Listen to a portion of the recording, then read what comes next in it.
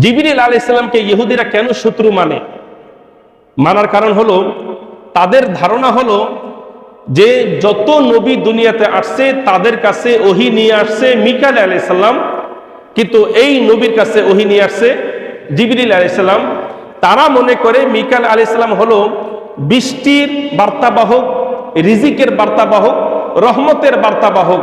সুতরাং তিনি যার কাছে ওহী নিয়ে আসবেন সে সত্য নবী হবে, ভালো কিছুই হবে।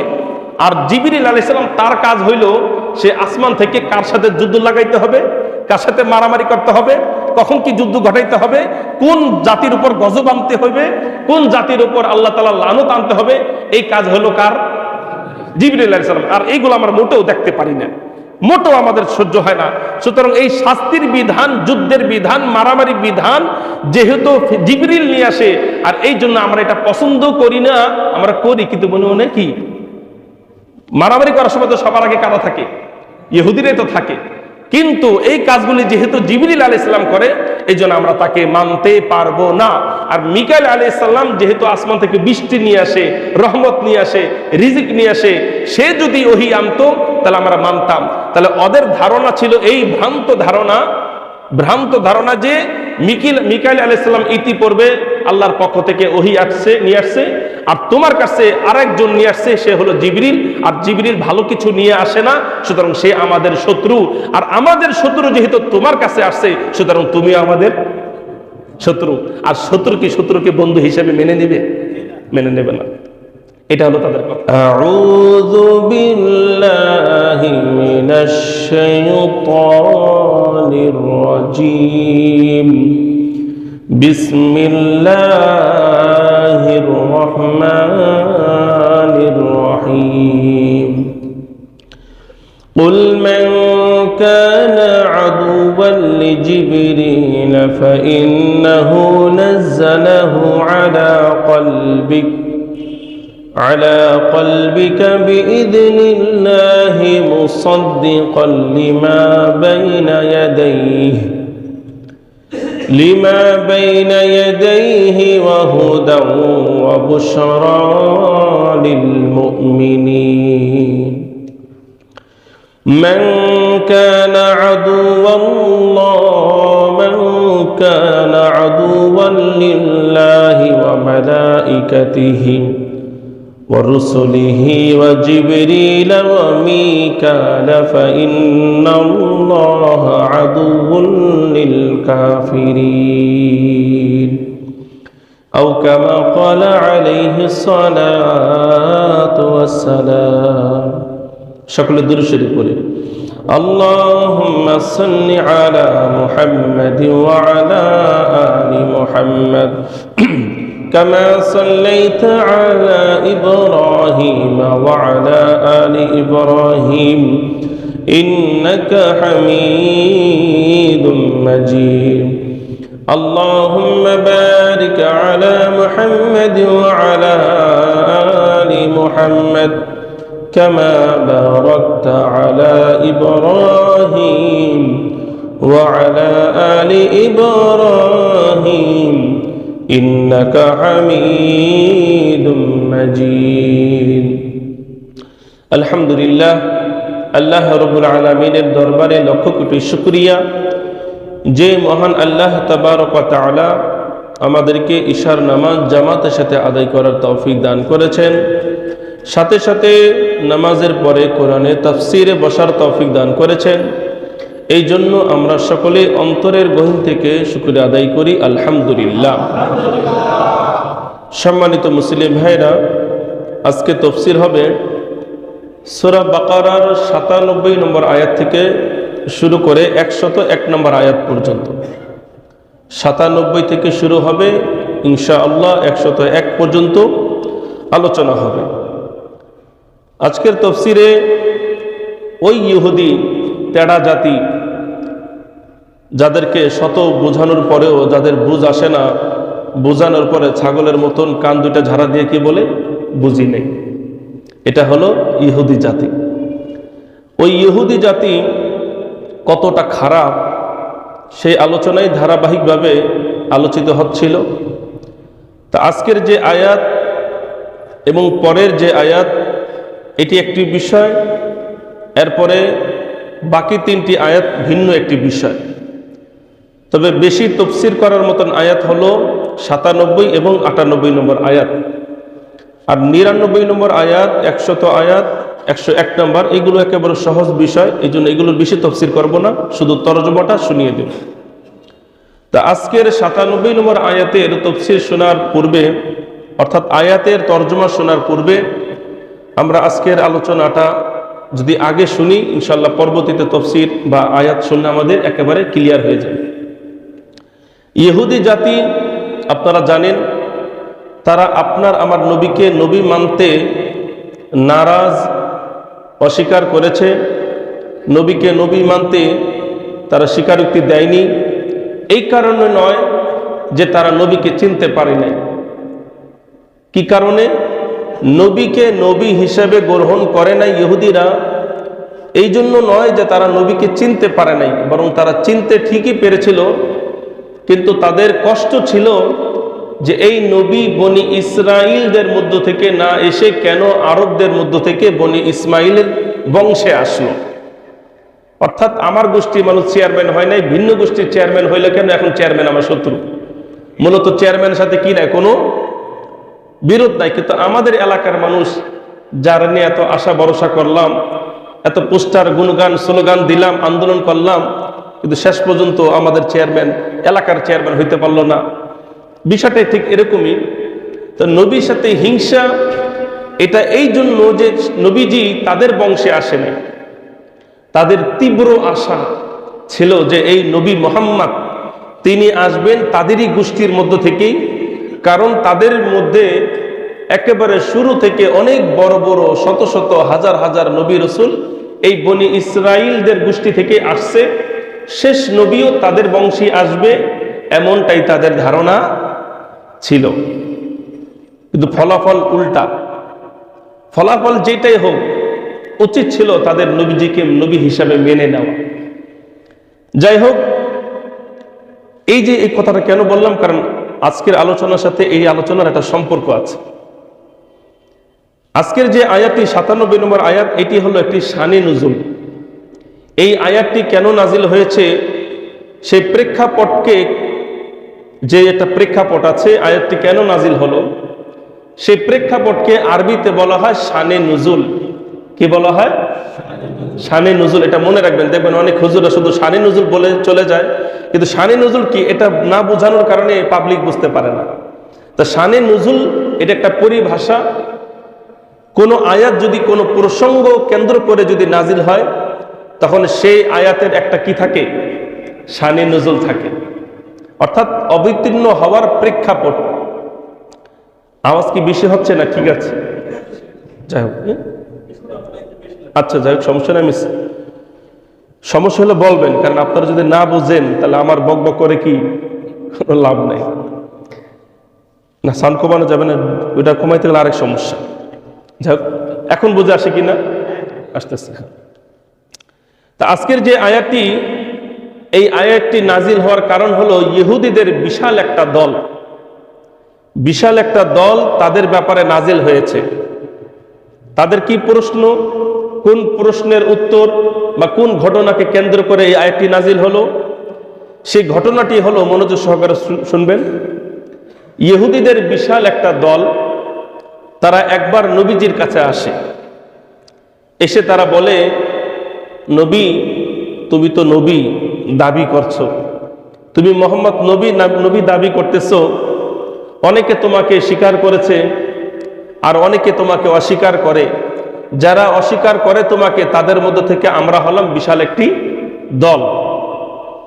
এখন তুমি যে নবী, আমাদের আশা বাসাটা তুমি ভেঙে দিলা। কারণ আশা তো কি ছিল মনে আছে না? ওই আশার বাসাটা তুমি ভেঙে দিলা। যাই হোক, কি আর করার। ঠিক আছে, তুমি যে আসলেই সত্য নবী, আমাদের একটু পরীক্ষা করার দরকার।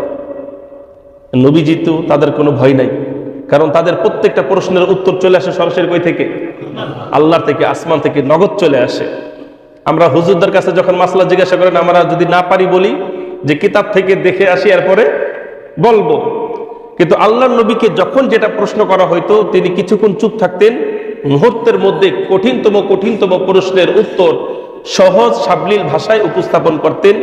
এটা তার নিজস্ব কোনো শক্তি ছিল না, আল্লাহর নবীর নিজস্ব কোনো গুণ ছিল না, বরং এটা ছিল আল্লাহ তাআলার পক্ষ থেকে ওহী, আল্লাহর পক্ষ থেকে ওহী। সেই ওহীর সাহায্যে আল্লাহর নবী তাদেরকে উত্তর দিতেন। নবীজি বলেন, ঠিক আছে, আমাকে প্রশ্ন করো, কি প্রশ্ন করবা? তবে কথা ঠিক আছে, তোমরা যে প্রশ্ন করবা ফাও ফাও আর আমি উত্তর দিমু, চলবে না। বরং তোমাদের প্রশ্নের উত্তর যদি সঠিকভাবে আমি দিতে পারি, আল্লাহর কসম তোমরা এটা গোপন করবা না, তোমরা বলবা যে আমার উত্তরটা কি হয়েছে, সত্য হয়েছে। যখন কারো উত্তর মানার উদ্দেশ্য থাকে না, মেনে না কি বলে, কারো উত্তর মেনে না নেওয়ার বা মেনে নেওয়ার যখন ইচ্ছা থাকে না, তখন সে কি করে না বলেন, বিশ্বাস করে না।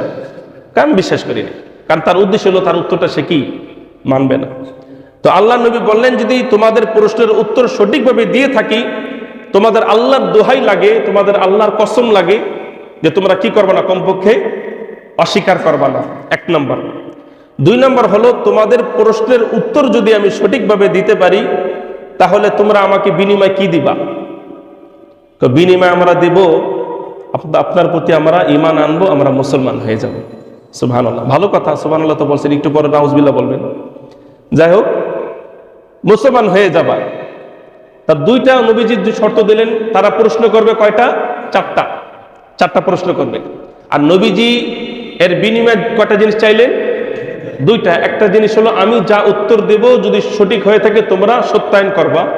2 নাম্বার, আমার উত্তর দেওয়া শেষ হইলে তোমরা আমার প্রতি ঈমান এনে আমাকে নবী হিসাবে গ্রহণ করে তোমরা মুসলমান হয়ে যাবে। ঠিক আছে, ওকে, ডান। এটা হওয়ার পরে সিদ্ধান্ত হওয়ার পরে এখন প্রশ্ন। তারা 1 নম্বর প্রশ্ন করলো, হুজুর আমাদের 1 নম্বর প্রশ্ন, কারণ আমরা 4টা প্রশ্ন আপনার কাছে করব, যেই 4টা প্রশ্নের উত্তর আমরা সরাসরি তাওরাত কিতাব থেকে দেখে আসছি। আপনি তো তাওরাত কিতাব এখনো দেখেন নাই, আমরা কিন্তু দেখে আসছি। যদি আপনি দিয়ে থাকেন তাহলে বুঝবো আপনি সত্য নবী, আপনি সত্য নবী।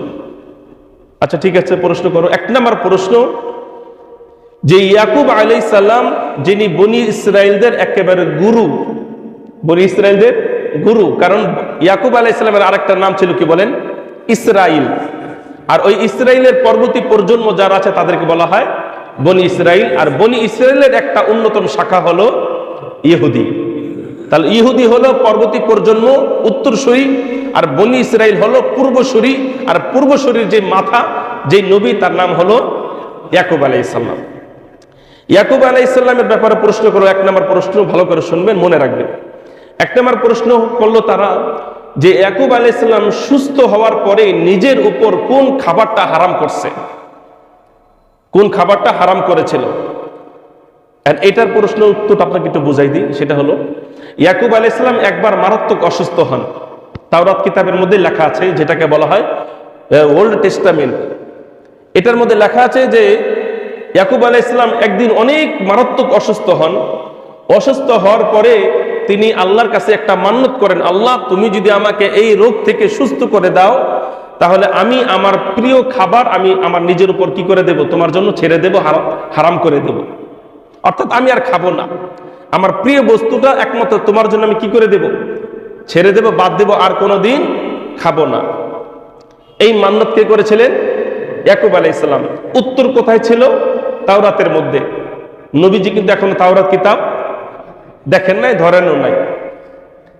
এটার প্রশ্ন তারা করলো যে ইয়াকুব আলাইহিস সালাম যে অসুস্থ হওয়ার পরে তিনি যে মান্নত করেছিলেন অসুস্থ হওয়ার পূর্বে, যে আল্লাহ তুমি যদি আমাকে সুস্থ করো, আমি সুস্থ হইলে, আমাকে যদি সুস্থ করো, আমি সুস্থ হইলে, সুস্থের পরে আমার প্রিয় খাবারগুলি আমার নিজের জন্য কি করে দেব, আমি নিষেধ করে দেব, বারণ করে দেব, আমি আর খাবো না।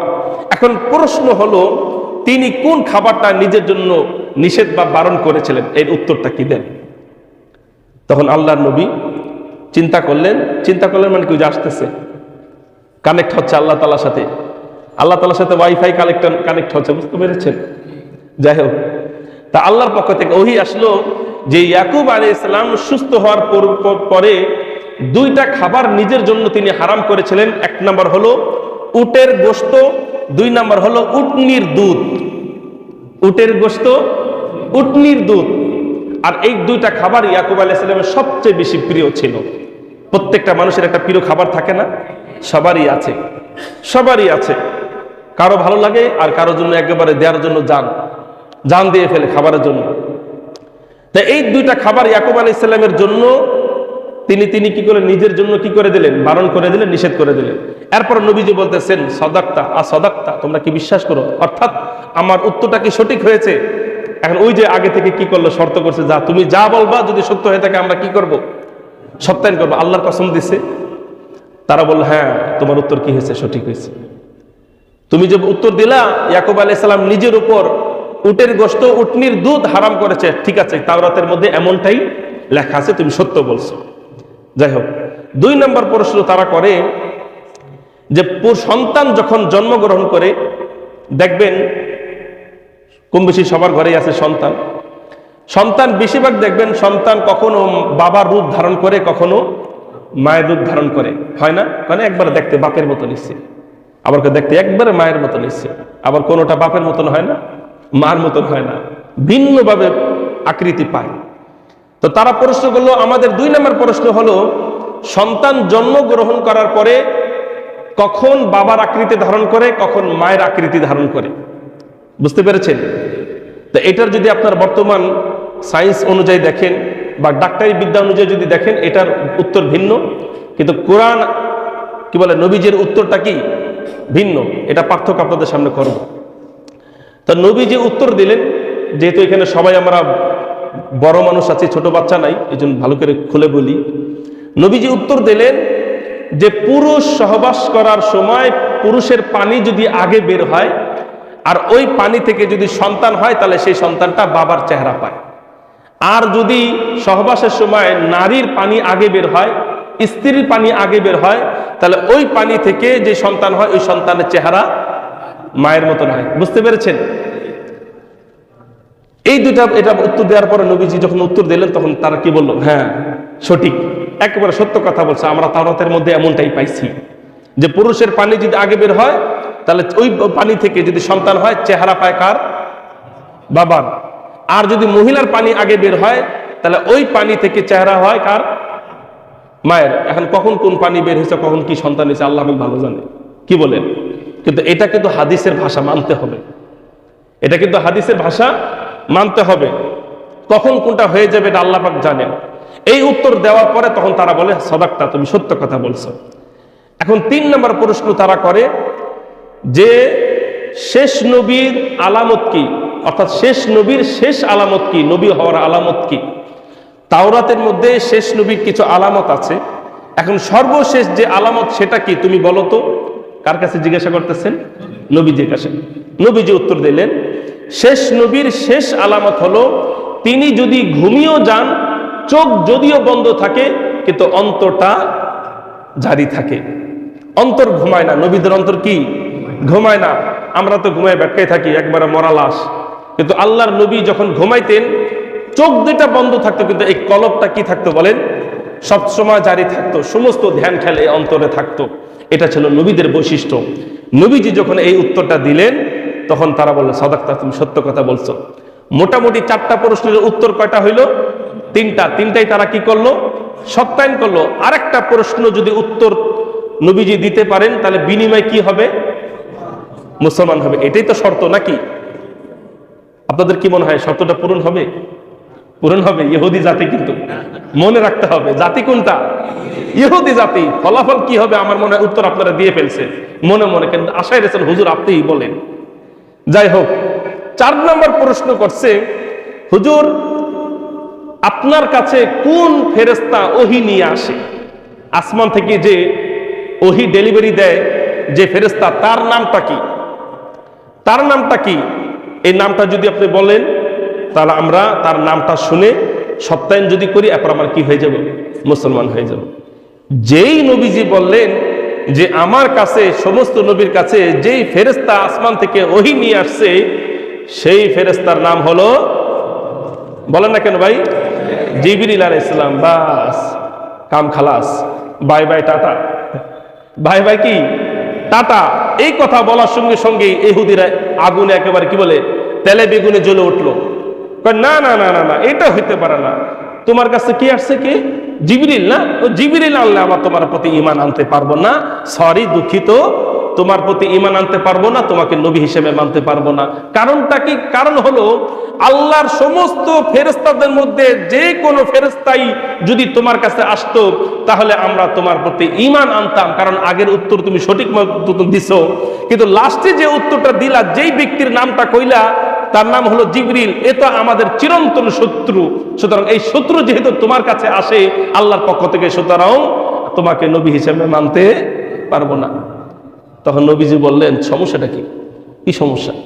সমস্যা হলো জিবরিল আমাদের সমস্যা, জিবরিল আমাদের কি সমস্যা। তো এই কথা বলার সঙ্গে সঙ্গে তারা বলল যে জিবরিল আমাদের শত্রু। কোন ফেরেশতা যদি আমাদের শত্রু হয়ে থাকে, ইহুদিরা বলতেছে, তাহলে সেই শত্রুর নাম কি? জিবরিল আলাইহিস সালাম। আপনারা প্রশ্ন করবেন, হুজুর কারণটা কি? জিবরিল কি ক্ষতি করছে তাদের? এমন কি ক্ষতি করছে যে ক্ষতি করার কারণে এই ইহুদিরা জিবরিল আলাইহিস সালামকে শত্রু মানে? তা এটার উত্তর হলো দুইটা। এক নম্বর হলো, জিবরিল আলাইহিস সালামকে ইহুদিরা কেন শত্রু মানে? মানার কারণ হলো তাদের ধারণা হলো যে যত নবী দুনিয়াতে আসছে তাদের কাছে ওহী নিয়ে আসছে মিকাইল আলাইহিস সালাম, কিন্তু এই নবীর কাছে ওহী নিয়ে আসছে জিবরিল আলাইহিস সালাম। তারা মনে করে মিকাইল আলাইহিস সালাম হলো বৃষ্টির বার্তাবাহক, রিজিকের বার্তাবাহক, রহমতের বার্তাবাহক, সুতরাং তিনি যার কাছে ওহী নিয়ে আসবেন সে সত্য নবী হবে, ভালো কিছুই হবে। আর জিবরিল আলাইহিস সালাম তার কাজ হইল সে আসমান থেকে কার সাথে যুদ্ধ লাগাইতে হবে, কার সাথে মারামারি করতে হবে, কখন কি যুদ্ধ ঘটাইতে হবে, কোন জাতির উপর গজব আনতে হবে, কোন জাতির উপর আল্লাহ তাআলা লানত আনতে হবে, এই কাজ হলো কার? জিবরিল আলাইহিস সালাম। আর এইগুলো আমরা মোটেও দেখতে পারি না, মোটেও আমাদের সহ্য হয় না। সুতরাং এই শাস্তির বিধান, যুদ্ধের বিধান, মারামারি বিধান যেহেতু জিবরিল নিয়ে আসে, আর এই জন্য আমরা এটা পছন্দ করি না, আমরা করি, কিন্তু মনে মনে কি মারামারি করার সময় তো সবার আগে কারা থাকে? ইহুদিরাই তো থাকে। কিন্তু এই কাজগুলি যেহেতু জিবরিল আলাইহিস সালাম করে, এই জন্য আমরা তাকে মানতে পারবো না। আর মিকাইল আলাইহিস সালাম যেহেতু আসমান থেকে বৃষ্টি নিয়ে আসে, রহমত নিয়ে আসে, রিজিক নিয়ে আসে, সে যদি ওহী আনতো তাহলে আমরা মানতাম। তাহলে ওদের ধারণা ছিল এই ভ্রান্ত ধারণা যে মিকাইল আলাইহিস সালাম ইতিপূর্বে আল্লাহর পক্ষ থেকে ওহী নিয়ে আসছে, আর তোমার কাছে আরেকজন নিয়ে আসছে, সে হলো জিবরিল, আর জিবরিল ভালো কিছু নিয়ে আসে না, সুতরাং সে আমাদের শত্রু। আর আমাদের শত্রু যেহেতু তোমার কাছে আসছে, সুতরাং তুমি আমাদের শত্রু। আর শত্রুকে বন্ধু হিসেবে মেনে নেবে না। এটা হলো তাদের কথা। আরেকটা কথা কি আপনারা বুঝতে পারতেছেন আমার কথাগুলি? কেন জিবরিলকে তারা কি মনে করে? শত্রু মনে করে। ওদের ধারণা, এটা ভ্রান্ত ধারণা। নাউজুবিল্লাহ, আপনি আমি যদি এই ধারণা করি, আমাদের ঈমান কি হয়ে যাবে বলেন? শেষ হয়ে যাবে। জিবরিল আলাইহিস সালাম ফেরেশতারা হলো আল্লাহ তাআলার মাসুম মাখলুক। তাদের অধিকার নাই কোন জাতির উপর কি আনার, নিজস্বভাবে শাস্তি আনার, গজব আনার, কোন জাতিকে ধ্বংস করার মতন ক্ষমতা স্বতন্ত্রভাবে, সত্তাগতভাবে কোন ফেরেশতার নাই, যতক্ষণ পর্যন্ত আল্লাহর পক্ষ থেকে আদেশ না হবে। দুই নাম্বার কারণ জিবরিল আলাইহিস সালামকে ইহুদিরা শত্রু মানে, তারা মনে করে যে জিবরিল আলাইহিস সালাম এতদিন ওহী নিয়ে আসছে আমাদের অন্যান্য বনি ইসরাইলদের গোষ্ঠীর নবীদের কাছে, এমন কি ঘটনা ঘটে গেল আমাদের সাথে, আজকে আমাদের সাথে রাগ করে চলে গেল কার কাছে? নবীর কাছে, মুহাম্মাদের কাছে, যে আমাদের গোষ্ঠীর না, আমাদের বনি ইসরাইল গোষ্ঠীর না, সে তো আরেক গোষ্ঠীর, আরব গোষ্ঠীর, সে আরব গোষ্ঠীর কাছে চলে গেল। যেহেতু সে ওহী আমাদের কাছে নিয়ে আসে নাই, ভিন্ন করে তার কাছে চলে গেল, আমাদের আশা সেই ভেঙে দিল, কারণ সেই তারই তো অধিকার ছিল ওহীটা আমাদের কাছে আনা, কিন্তু সেই স্বতন্ত্র কি বলে স্বজনপ্রীতি করে আমাদের কাছে ওহী না আইনা চলে গেছে আরবদের কাছে। সুতরাং যেহেতু আরবদের কাছে চলে গেছে, সে আমাদের কি শত্রু। আর তার কারণে আমরা শেষ নবী পাই নাই, তার কারণে আমাদের বংশীয় নবী আমরা পাই নাই। মোট কথা, জিবরিল আলাইহিস সালামকে তারা শত্রু মনে করত অন্য কোনো কারণ নয়, জাতিগত হিংসার কারণে। কিসের কারণে? জাতিগত হিংসা। বুঝতে পারছেন তো, যে আমার গোষ্ঠীর মধ্যে থেকে কেন নবী হইল না? এই যে কথাগুলি বললাম, তাই এই ইহুদি জাতি 4টা প্রশ্ন করলো, তার মধ্যে 4টা উত্তরই নবীজি সঠিক দিলেন। তারা 3টা মানলো, আর একটা মানে নাই। সেটা কি জন্য বলেন তো? জাতিগত হিংসার কারণে।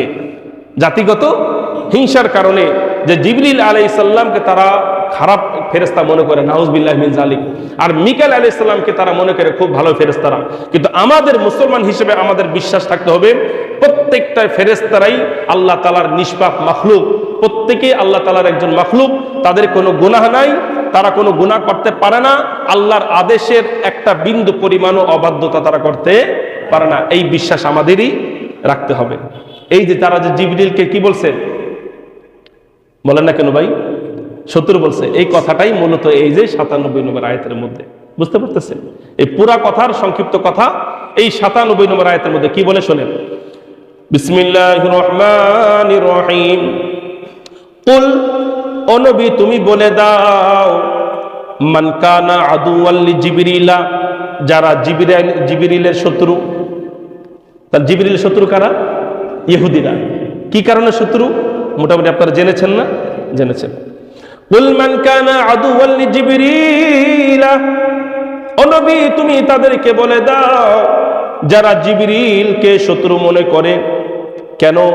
ফাইন্নাহু নাজ্জালাহু আলা কলবিকা বিইذনিল্লাহ, এই জন্য যে সে তোমার অন্তরে আল্লাহর আদেশে ওহী নিয়ে আসছে। মুসাদ্দিকাল লিমা বাইনা ইয়াদাইহি, এই কোরআনের পূর্বে যত কিতাব ছিল সমস্ত কিতাবকে সত্যায়নকারী রূপে সত্যায়ন করার জন্য, ওয়া হুদাও, হিদায়াত প্রদর্শন করার জন্য, ওয়া বুশরা লিল মুমিনিন, মুমিনদের জন্য জান্নাতের সুসংবাদ বহন করার জন্য।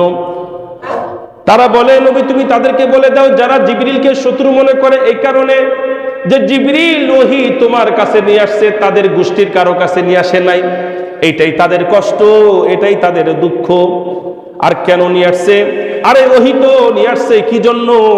মূলত ওই তাদের আগের কথা, তাওরাতের কথা সত্যায়ন করার জন্য। এই কোরআন আসছে তাওরাত কিতাব, ইনজিল কিতাব, জাবুর কিতাবের সত্যায়ন করার জন্য। এই কোরআন আসছে হুদা, হিদায়াতের জন্য। এই কিতাব আসছে মুমিনদের জন্য, বুশরা, জান্নাতের সুসংবাদ দেওয়ার জন্য। কারণ জান্নাত যে আছে এটা আমরা জেনেছি কিসের মাধ্যমে? কোরআনের মাধ্যমে।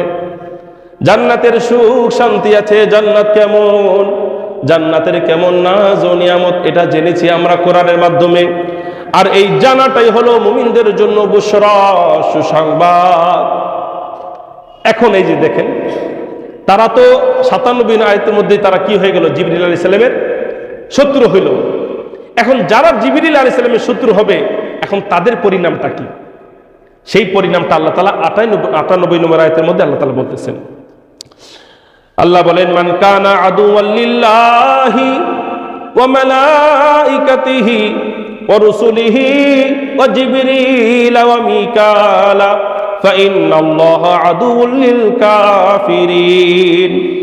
আল্লাহ বলেন, ও ইহুদিদের দল, তোরা জিবরিলকে তোরা শত্রু মনে করিস, তোরা জিবরিলকে ফেরেশতা মনে করিস না। মনে করিস নাকি জিবরিল সে আযাব নিয়ে আসে, এই কারণে তোরা জিবরিলকে অস্বীকার করলি, জিবরিলকে ফেরেশতা মানতে তোরা অস্বীকার করলি।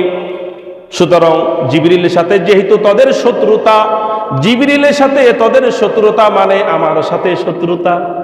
সুবহানাল্লাহ। আল্লাহ জিবরিল আলাইহিস সালামের পক্ষে কথা বলতেছেন, জিবরিল আলাইহিস সালামের পক্ষে কথা বলতেছেন। অনেক সময় হয় না, তুই যদি আর না মানুষ তাহলে আমার সাথে তোর কি নাই, কোনো সম্পর্ক নাই, হয় না?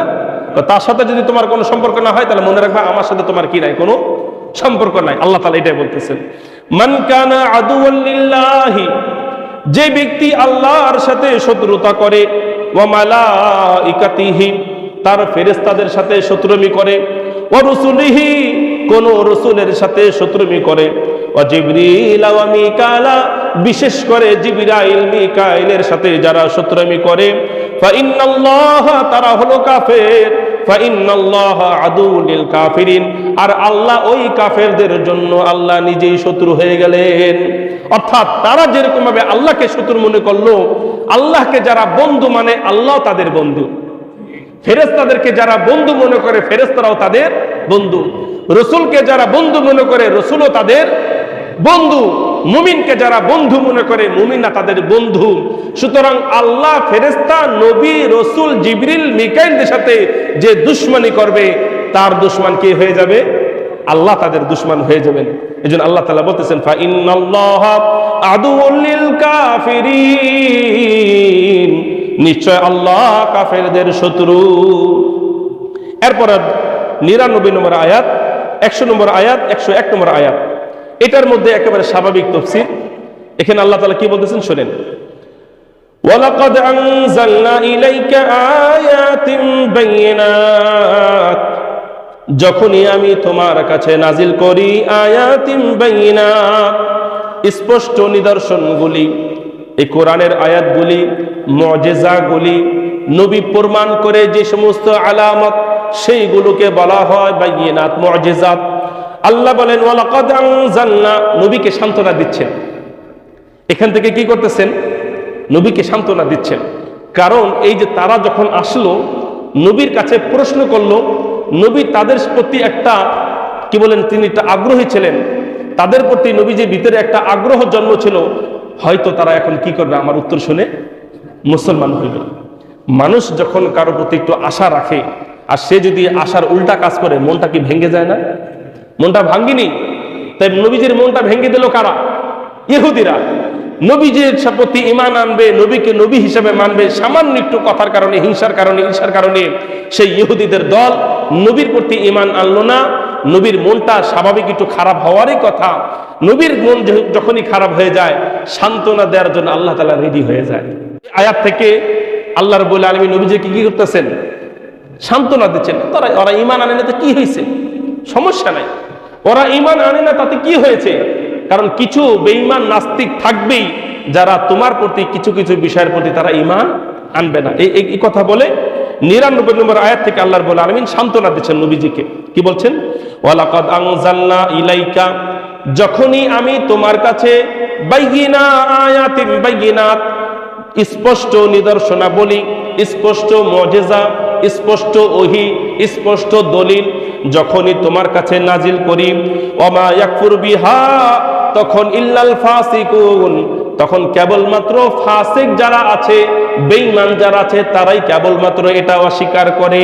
কারণ যার অন্তরে ঈমান আছে, সে তার যুক্তিতে ধরুক না ধরুক, সে অবশ্যই নবীর উপর দলিল প্রমাণ বিশ্বাস করে নেবে। কথা বলেন ঠিক কিনা? এই যে জান্নাত আছে আমরা কি দেখেছি? জাহান্নাম আছে আমরা কি দেখেছি?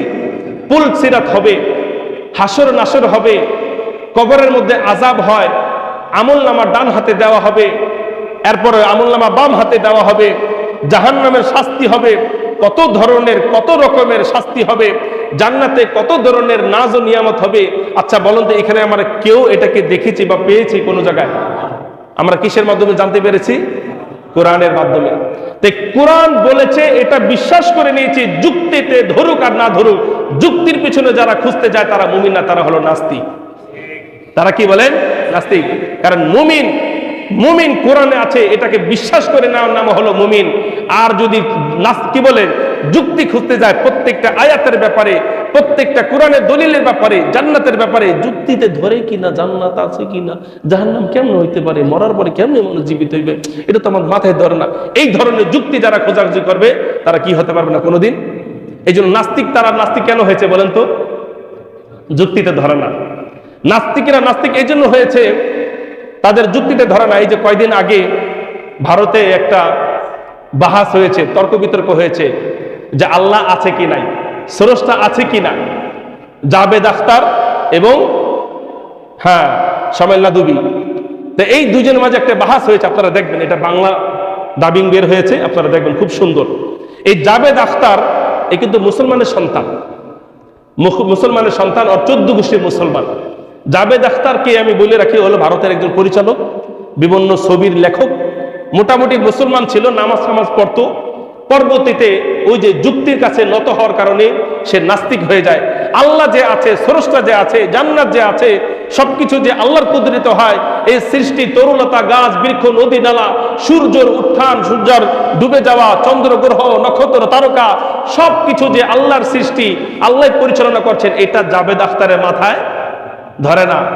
সে যখন যুক্তি উপস্থাপন করলো, কিন্তু যত যুক্তি আসুক না কেন, কোরআনের সামনে সব কি বলেন? সব জিরো। কোরআনের সামনে বেল আছে? কোন যুক্তি বেল নাই। আল্লাহ রাব্বুল আলামিন সেই আলেমের মুখে, মুফতি সাহেবের মুখে সুন্দর সুন্দর উত্তর যুক্তির আলোকে বিজ্ঞানীদের যুক্তির আলোকে, তত্ত্বের আলোকে তিনি উত্তর দিয়ে তার মুখটা বন্ধ করে দিলেন। এখন লজ্জায় মুখ দেখাইতে পারে না। সুতরাং জাভেদ আখতারের এই নত শিকার হয়ে যাওয়াটা এটাই বিশ্বের কাছে প্রমাণ করে যে কোরআনই সত্য, রসুলই সত্য, আল্লাহ সত্য, জান্নাত সত্য, জাহান্নাম সত্য, পুলসিরা সত্য, পুলসিরা সত্য, কবরের আযাব সত্য, কি বলে কবরের শাস্তি সত্য, সবকিছু সত্য। যুক্তিতে ধরুক আর না ধরুক। আমরা কি এখন যুক্তিবাদী হতে চাই নাকি মুক্তবাদী হতে চাই? যুক্তি থেকে মুক্তবাদী হতে চাই। আমাদের কোনো যুক্তি নাই। কোরআন বলেছে, মাথা নত করে মেনে নিয়েছি, এটার নাম হলো মুসলমান। কোরআন বলেছে এটা আছে, কোরআন বলেছে এটা হবে, কোরআন বলেছে এটা নাই, কোরআন বলেছে এটা হবে না, সুতরাং এতেই নত করে নিয়েছি, এর নামই হলো মুমিন, এর নাম হলো মুসলমান। বন্ধুরা আমার, সব জিনিস যুক্তির পিছনে কি করা যাবে না বলেন? হতে যাবে না। তাহলে যাই হোক, একটা দল থাকবেই যারা কি করবে, আল্লাহ তাআলার আয়াতগুলিকে অস্বীকার করবে। এই যে আসমান, এই জমিন আল্লাহ তাআলার সৃষ্টি, আছে কোথায় বলেন না ভাই? কোরআনের মধ্যে আছে। আসমান থেকে বৃষ্টি বের হয়, এটা প্রাকৃতিকের খেলা নয়, এটা কোনো আকাশ বাতালের কোনো খেলা নয়, এটা হলো আল্লাহ তাআলার আদেশের খেলা, আল্লাহ তাআলার লীলা খেলা। কেউ বোঝে, কেউ বোঝে না। আল্লাহর খেলা কেউ বোঝে, কেউ বোঝে না। এই জন্য বন্ধুরা আমার, আল্লাহ তাআলার নিদর্শনাবলীকে অস্বীকার করে কেবলমাত্র কারা? ইল্লাল ফাসিকুন, নাস্তিক, বেঈমান, মুরতাদ যারা আছে তারাই। আবার সান্ত্বনা দিচ্ছেন, আওয়া কুল্লামা আহাদু আহদান নাবাদাহু ফারিকুম মিনহুম। যখনই এই ইহুদিদের দল, যখন তারা কোন একটা অঙ্গীকারবদ্ধ হয়, নাবাদাহু ফারিকুম মিনহুম, তখনই তাদের মধ্যে একটা দল উঠে পড়ে লাগে অঙ্গীকার ভঙ্গ করার জন্য। এই যে কিছুক্ষণ আগে তারা কি করেছিল নবীর সাথে, তাদের মনে আছে না? নবীর সাথে অঙ্গীকার করেছিল। আল্লাহ বলতেছেন, এই যে তোমার সাথে কিছুক্ষণ আগে অঙ্গীকার করে তারা ভেঙে ফেললো, অঙ্গীকার ভঙ্গ করলো, এটা কোনো নতুন সাবজেক্ট না, এটা হলো কি বলেন? পুরাতন সাবজেক্ট। ওদের পূর্বপুরুষ 14 গোষ্ঠী এই আকাম করে আসতেছে, ওরা এই আকাম করে আসতেছে, সেই মুসার যুগ থেকে আকাম করে আসতেছে। সুতরাং এটা কোনো নতুন বিষয় নয়। আল্লাহ তাআলা বলতেছেন, আও কুল্লামা আহাদু আহদান নাবাদাহু ফারিকুম মিনহুম। যখনই কোনো ইহুদিদের দল কোনো অঙ্গীকারবদ্ধ হয়, নাবাদাহু ফারিকুম মিনহুম, তখন একটা দল উঠে পড়ে লাগে সেই অঙ্গীকারকে ভঙ্গ করার জন্য। কেন করে অঙ্গীকার ভঙ্গ? বাল আকতারুহুম লা ইউমিনুন, কারণ তাদের অধিকাংশ মানুষ তারা ঈমান আনবে না, এটাই তাদের ইচ্ছা। সুতরাং ঈমান না আনার ইচ্ছা থাকার কারণেই মূলত তারা তোমার আদেশগুলি কি মানে না। তোমার সত্যায়িত তো কথার প্রতি তারা সত্যায়ন করে না, কারণ তাদের ইচ্ছা হলো ঈমান না আনার। কারণ ঈমান যারা আনবে তারা এমনিতে ঈমান আনবে। এরপর বলতেছে, ওয়ালাম্মা জাআহুম রাসূলুম মিন ইনদিল্লাহি মুসাদ্দিকুল লিমা মাআহুম নাবাযা ফারিকুম মিনাল্লাযীনা উতুল কিতাবাল্লাহি ওয়ারা যুহুরিহিম কাআন্নাহুম লা ইয়ালামুন। আল্লাহ বলেন, যখনই তাদের কাছে রাসূলুম মিন ইনদিল্লাহি, যখনই বনি ইসরাইলদের কাছে, যখনই ইহুদিদের কাছে রাসূলুম মিন ইনদিল্লাহি, আল্লাহর পক্ষ থেকে রাসূল আসছে, মুসাদ্দিকুল লিমা মাআহুম, তাদের পূর্ববর্তী বিষয়ের সত্যায়নকারী হিসাবে, তখনই তারা কি করেছে? নাবাদা ফারিকুম মিনাল্লাযীনা উতুল কিতাবা, তখন এই আহলে কিতাবদের একটা দল সেই রাসূলকে অস্বীকার করেছে। মুসা আলাইহিস সালাম যখন বনি ইসরাইলদের কাছে ওহী নিয়ে আসলেন, কত কাহিনী করছে মনে আছে আপনাদের? কত নাটক, কত ঢং, এগুলো করার পরে যাই হোক শেষ পর্যন্ত মুসা নবীকে তারা মানতে কি হয়েছে? বাধ্য হয়েছে। এই নবী মুসা নবী চলে যাওয়ার পরে 300 বছর পরে যখন আবার আসলেন ঈসা আলাইহিস সালাম, এই ঈসা আলাইহিস সালামকে মূলত পাঠানো হয়েছিল পূর্ববর্তী সমস্ত বিষয়গুলিকে নতুন করে আবার কি করার জন্য? সত্যায়ন করার জন্য। অর্থাৎ আগে যা ঘটেছে সবগুলি যে সত্য, এই জন্য আবার সত্যায়ন করার জন্য ঈসা আলাইহিস সালামকে পাঠানো হয়। এই যে আল্লাহ বলতেছেন, ওয়ালাম্মা জাআহুম রাসূলুম মিন ইনদিল্লাহি, যখনই তাদের কাছে একজন রাসূল আসে, মুসাদ্দিকুল লিমা মাআহুম, তাদের পূর্ববর্তী বিষয়কে সত্যায়ন করার জন্য, নাবাদা, তখনই ফারিকুম মিনাল্লাযীনা উতুল কিতাব, আহলে কিতাব অর্থাৎ ইহুদিদের একটা দল, সেই দল কি করে? নাবাদা, সেটাকে কি করে দেয়? চুরমার করে দেয়, ধ্বংস করে দেয়, সবকিছু ভেঙে দেয়। আর মূল কিতাব নবী যেটা নিয়ে আসেন, কিতাব আল্লাহ, যেই কিতাব ওই নবী নিয়ে আসেন সেটা হলো আল্লাহর কিতাব। কিতাব আল্লাহ ওয়ারা যুহুরিহিম, সেই আল্লাহর কিতাবকে তারা পিঠের পিছনে ফেলে দেয়। নাউজুবিল্লাহ। ইহুদিরা তাওরাত কিতাব মানল, যখন এই তাওরাত কিতাবকে সত্যায়নকারী হিসাবে আসলো কি ইনজিল কিতাব, তখন তারা ইনজিল কিতাব কি করে নাই, মানে নাই। এই যে ঈসা আলাইহিস সালামকে যে হত্যা করতে উদ্বুদ্ধ হলো কারা বলেন তো? ইহুদিদের দল। তারাই তো শুলিতে চড়ানোর দাবি করে, তারা এখনো শুলিতে চড়াবার দাবি করে। আর আর কি বলে, খ্রিস্টানদের একটা দল যারা কোরআনে বিশ্বাসী না, তারা মনে করে অলরেডি ঈসা আলাইহিস সালাম তিনি শুলিতে চড়ে গেছেন, কিন্তু কোরআন কি বলে, তিনি ওমা কাতালুহু ওমা সালাবুহু, ঈসা আলাইহিস সালামকে হত্যাও করা হয় নাই, তাকে শুলিতেও চড়ানো হয় নাই। কিন্তু এটা কি খ্রিস্টানরা মানতে রাজি না। ওদের দাবি হলো আমাদের যিশু খ্রিস্ট, তাকে শুলিতে চড়ানো হয়েছে। তাহলে বন্ধুরা আমার, আল্লাহ বলছেন কিতাব আল্লাহ ওয়ারা যুহুরিহিম, তখন তারা তাদের ভ্রান্ত আকীদা বিশ্বাসের উপরে অটল থাকে। আর আল্লাহর কিতাব যেটা নাজিল হয় নগতে, সেটাকে তারা কি করে দেয়, পিছনে ফেলে দেয়। কান্নাহুম লা ইয়ালামুন, কেমন যেন তারা কিছুই বোঝে না, কেমন যেন তারা কিছুই বোঝে না। মূলত সবকিছু তারা বোঝে, সবকিছু তারা বুঝে শুনে করে। এই জন্য বন্ধুরা আমার, ইহুদিদের যে সমস্ত বদ স্বভাব আছে, আল্লাহ তাআলা আমাদের সকলকে এই বদ স্বভাব থেকে হেফাজত করুক। এই নাস্তিক যারা আছে, যুক্তির পিছনে খোঁজে, এটা হলো ইহুদিদের স্বভাব। এটা কাদের স্বভাব বলেন তো? ইহুদিদের স্বভাব। আল্লাহ তাআলা আমাদের সকলকে এই স্বভাব থেকে, আমাদেরকে খাঁটি মুমিন মুসলমান হয়ে দুনিয়া থেকে বিদায় নেওয়ার তৌফিক দান করুক। সকলে আমরা